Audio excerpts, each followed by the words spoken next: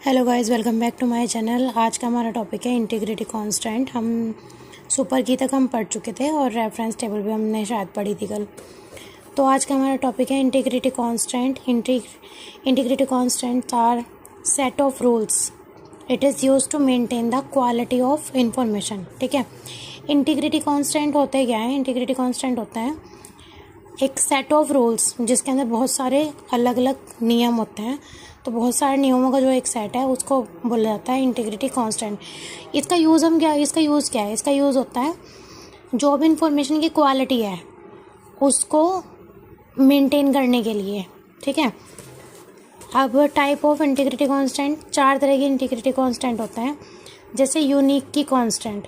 Unique की का क्या मतलब है कि अगर हम कोई भी यूनिक की रखेंगे ना तो उससे हमारी इन्फॉर्मेशन जो है किसी भी एक व्यक्ति हो, विषय हो, टेबल हो, किसी के बारे में भी, तो जो उसकी यूनिकनेस है वो अगर कांस्टेंट रहेंगी तो उसकी क्वालिटी इंप्रूव हो जाएगी, हमें कोई कन्फ्यूज़न नहीं रहेगा। उसके बाद होता है प्राइमरी की कांस्टेंट। ठीक है, प्राइमरी की भी वही है कि अलग अलग टेबल में अलग अलग प्राइमरी की होती है ना।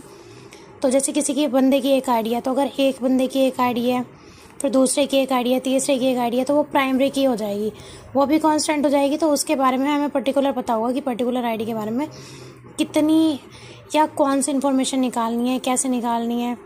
ठीक है, तो एग्जैक्ट हम पर्टिकुलर आईडी की कुछ भी इन्फॉर्मेशन हम निकाल सकते हैं या उसके अंदर कुछ भी इंसर्ट कर सकते हैं। उसके बाद है रेफरेंशियल इंटीग्रिटी कांस्टेंट। रेफरेंशियल का मतलब होता है, जैसे कल हमने रेफरेंस टेबल में पढ़ा था कि अगर हमें किसी एक पर्टिकुलर आईडी के बारे में या फिर पर्टिकुलर बंदे के बारे में, किसी पर्टिकुलर फील्ड के बारे में कोई भी जानकारी लेनी है तो उसका कुछ ना कुछ रेफरेंशियल इंटीग्रिटी होगी उसकी, जिसके थ्रू हम उसके बारे में डिटेल्स निकाल सकते हैं। उसके बाद है domain constant, check constant. Domain का मतलब ये होता है कि कौन सा एरिया है, कौन सा डोमेन है, किस फील्ड में हमें क्या चेक करना है, तो एक तरीके का डोमेन हो जाएगा जिसके थ्रू हम उसके आसपास की चीज़ों को जान सकते हैं। तो इस तरीके से ये 4 तरह के होते हैं integrity constant.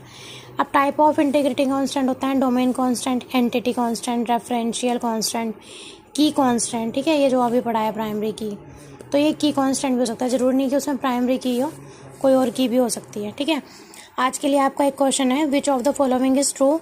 All the candidate key can be called as super key, या फिर all the super keys can be called as the candidate key. ठीक है, कमेंट में आंसर बताना। Thank you, bye bye.